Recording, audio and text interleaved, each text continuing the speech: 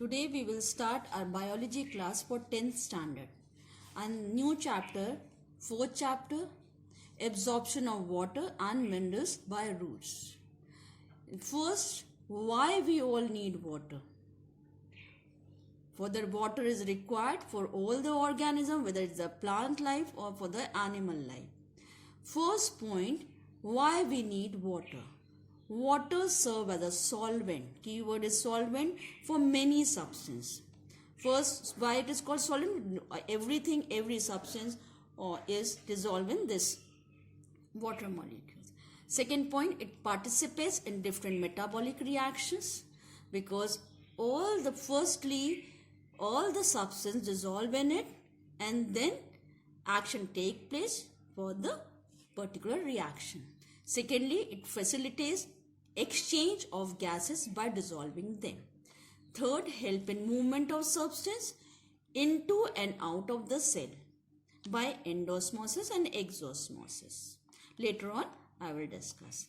Fifth point, helps in heat loss, and the heat loss is mainly by the transpiration method. And you know that transpiration method by evaporation by the plant take place through the aerial part of the plant. This topic we will also discuss later on. Now sixth, help in opening and closing of stomata by providing turgidity of them. Opening and closing, this also you know in 9th standard that how turgidity take place, and turgidity means the tightness of the guard cell, and because of this tightening, opening and closing of stomata take place and transpiration goes on. Now 7th point, water is used as a raw material for the process of photosynthesis. You know that the equation of photosynthesis, that carbon dioxide plus water gives food or the carbohydrates and oxygen. Now 8th, help in transpiration in the form of water vapor, and when this method take place or this process take place, transpiration in plants which create a suction force for the ascent of sap or for the sap of plant cells. Now 9th, help in transportation of minerals by dissolve method or dissolving of substance or minerals from the soil into the water, and after this is transported from the root to the upper part of the plant or the lower part by the xylem and phloem method. This is also discussed later on.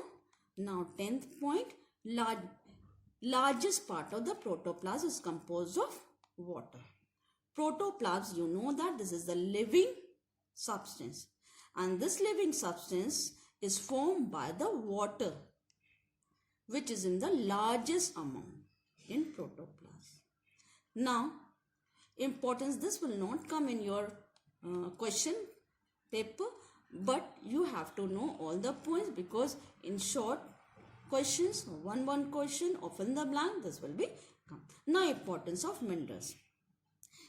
Importance of minerals, that means that the minerals are also involved in the growth of the plant. Now some essential substances are there or essential minerals are there, and which are mainly for the normal functioning and the growth of the plant. Without minerals, water is essential, but the minerals is mainly essential for the normal functioning and growth of the plants, obtained from the soil in the form of a salt or free ions. This is always in the form of salts or free ions in the soil. Example, this nitrogen, phosphorus, potassium, calcium, iron, copper, magnesium, manganese, zinc, molybdenum, chlorine and boron, etc. These are the some minerals, but most of the important are NPK. This NPK means nitrogen, phosphorus and potassium are the essential minerals. When question will come, write the essential minerals, then you have to write NPK. Okay. Now the process involved in absorption of water. Many processes are involved.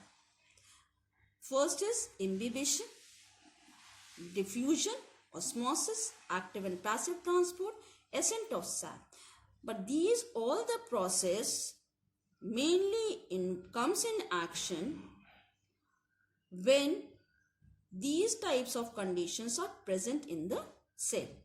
First, tonicity is responsible.